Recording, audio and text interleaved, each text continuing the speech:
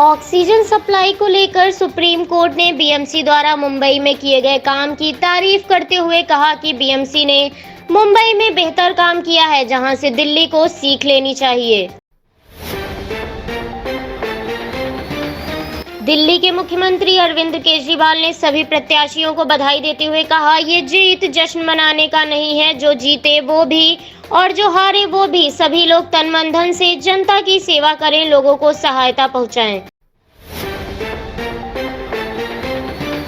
दिल्ली के विधायक राघव चड्ढा ने कहा, केंद्र सरकार ने जिस हिसाब से ऑक्सीजन का आवंटन किया है, उसी हिसाब से क्रायोजेनिक टैंकर्स का भी आवंटन करें। हमारी मांग 976 मीट्रिक टन ऑक्सीजन की है, इस पर 187 क्रायोजेनिक टैंकर्स की जरूरत पड़ेगी।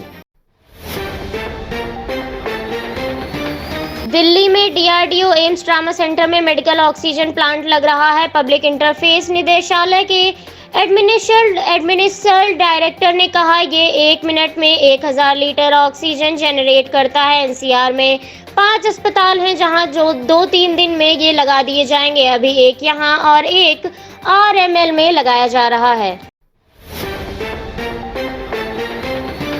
दिल्ली में ऑक्सीजन की कमी के साथ साथ ही अब पानी की भी कमी हो सकती है, जिसके लिए दिल्ली जल बोर्ड ने बयान जारी करते हुए कहा कि शहर में 6 से 8 मई के बीच पानी की कमी हो सकती है। किसान आंदोलन को लेकर मेट्रोमैन ई श्रीधरन ने विरोध जताते हुए कहा, जो लोग धरना देकर विरोध प्रदर्शन कर रहे हैं वो किसान नहीं।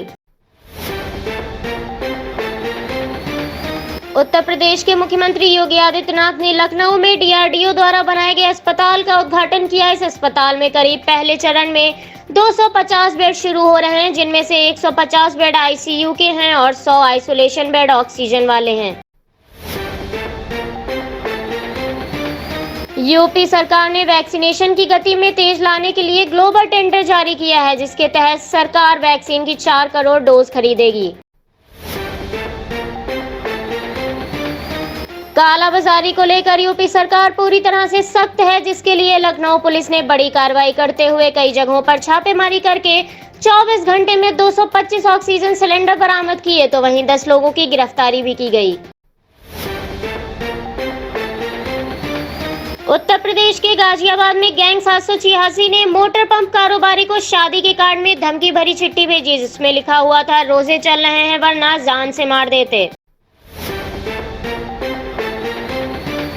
उत्तर प्रदेश के गाजियाबाद में एक ही सोसाइटी में 300 से ज्यादा परिवार संक्रमित मिले, तो वहीं 25 दिन में करीब 9 लोगों की संक्रमण से मौत हो गई।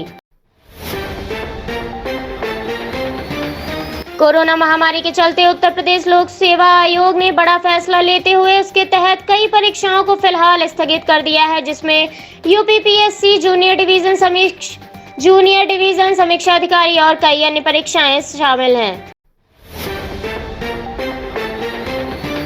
18 साल की उम्र तक के लोगों के लिए तो वैक्सीन लग रही है, लेकिन अब वैक्सीन बनाने वाली कंपनी फाइजर बच्चों के लिए भी कोरोना वैक्सीन की खुराक देने पर विचार कर रही है, जिस पर जल्द ही मंजूरी मिल सकती है। उत्तर प्रदेश की राजधानी लखनऊ के मान विकास खंड में मतगणना में धांधली का आरोप प्रशासन पर लगाया गया है। दरअसल खाली मतपेटी झाड़ियों में मिली, जिसके बाद से ये सवाल उठता है कि झाड़ियों में मतपेटी कैसे पहुंची, जिसके चलते ही प्रत्याशी और अन्य लोग मतगणना कर्मियों पर सवाल साधते नजर आ रहे हैं।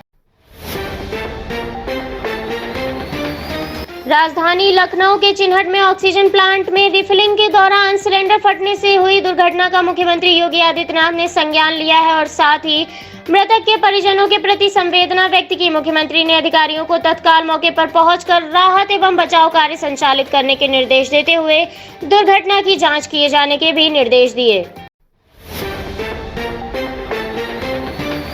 ऑक्सीजन किल्लत के चलते कई लोगों की जानें जा रही हैं, तो वहीं अब प्रदेश की राजधानी लखनऊ में चिन्हट की देवा रोड स्थित केटी ऑक्सीजन प्लांट पर ऑक्सीजन सिलेंडर फटने से 2 लोगों की मौत हो गई, जबकि कई अन्य लोग घायल हुए हैं। मरने वालों में एक प्लांट का कर्मचारी था, तो दूसरा गैस भरवाने वाला व्यक्ति। घटना की सूचना मिलते ही आला अधिकारी ने मौके पर पहुंचकर जायजा लिया।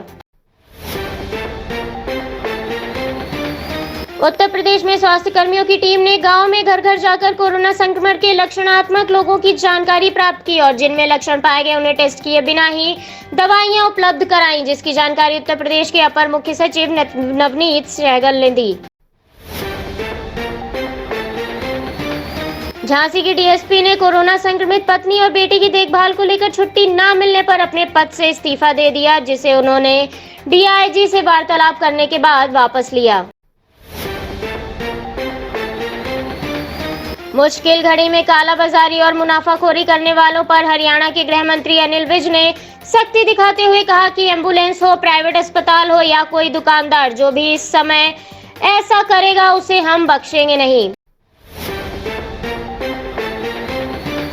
हरियाणा के मुख्यमंत्री मनोहर लाल खट्टर ने बताया कि डीआरडीओ की सहायता से 500 बेड का अस्पताल पानीपत में और 500 बेड का अस्पताल हिसार में तैयार किया जा रहा है। तो वहीं टीकाकरण के लिए उन्होंने कहा कि 18 से 44 वर्ग के लोगों को अब तक 1.75 लाख डोज लगाई जा चुकी है और अगले 2 से 3 दिन में हमें वैक्सीन की एक और खेप प्राप्त होगी।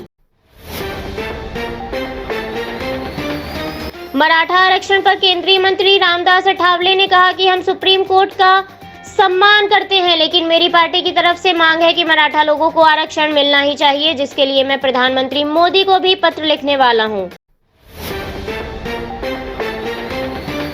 मुख्यमंत्री पद की शपथ लेने के बाद ही ममता ने प्रधानमंत्री मोदी को चिट्ठी लिखकर बंगाल में फ्री वैक्सीनेशन और पर्याप्त ऑक्सीजन सप्लाई की व्यवस्था की मांग की और साथ ही उन्होंने कहा कि पश्चिम बंगाल को रोजाना 10,000 रेमडेसिविर इंजेक्शन की डोज चाहिए होगी। पश्चिम बंगाल की मुख्यमंत्री ममता बनर्जी ने कहा कि हॉकर्स, ट्रांसपोर्टर्स और पत्रकारों को वैक्सीन की पहली खुराक में प्राथमिकता दी जाएगी। महाराष्ट्र में लगातार दूसरे दिन भी रिकवर होने वाले मरीजों की संख्या ज्यादा रही, साथ ही राज्य ने केंद्र से 200 मीट्रिक टन एक्स्ट्रा ऑक्सीजन की मांग की है। त्रिपुरा के मुख्यमंत्री बिप्लब कुमार देव ने कहा कि नंदीग्राम में चुनाव हारने के बाद ममता बनर्जी को नैतिक रूप से मुख्यमंत्री नहीं बनना चाहिए। साथ ही उन्होंने ये भी कहा कि टीएमसी की जीत के बाद से ही पश्चिम बंगाल में हिंसा हो रही है, जिसमें भाजपा के कम से कम 5 कार्यकर्ता मारे गए हैं। हिमाचल प्रदेश में भी लगातार संक्रमण बढ़ रहा है, जिसके चलते प्रदेश में आज रात से कर्फ्यू का ऐलान कर दिया गया है, जिसके साथ प्रदेश भर में धारा 144 लागू रहेगी, जिसका फैसला हिमाचल सरकार ने मंत्रिमंडल की बैठक में लिया। कोरोना वायरस महामारी के चलते यूपी बोर्ड की परीक्षाओं को स्थगित कर दिया गया था, जिस पर अब जून में परीक्षाओं को लेकर फैसला लिया जा सकता है। आरबीआई द्वारा स्वास्थ्य सुविधाओं में मदद की घोषणा के बाद शेयर बाजार में बढ़त देखी गई, जिसके चलते सेंसेक्स 424 अंकों की उछाल के साथ बंद हुआ। दक्षिण भारत में कोरोना का डबल म्यूटेंट वायरस तेजी से फैल रहा है, जो कि N440 के वेरिएंट से भी कई गुना ज्यादा संक्रामक है। ब्रिटेन के G7 सम्मेलन में शामिल होने गए 2 भारतीय प्रतिनिधि की कोरोना रिपोर्ट पॉजिटिव आई है, जिसकी जानकारी भारत में ब्रिटिश उच्चायुक्त ने दी और कहा कि हम मौजूदा प्रोटोकॉल का पालन कर रहे हैं।